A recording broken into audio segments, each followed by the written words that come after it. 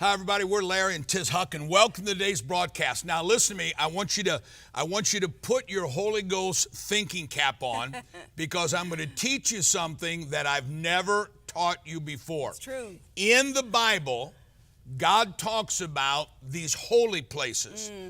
They are places of refuge where your enemy cannot touch you. Let me say it again. They are holy places where your enemy cannot touch you. These physical places don't exist anymore. But this spiritual place is a place in time. It's called the month of Elul, and we're in it right now.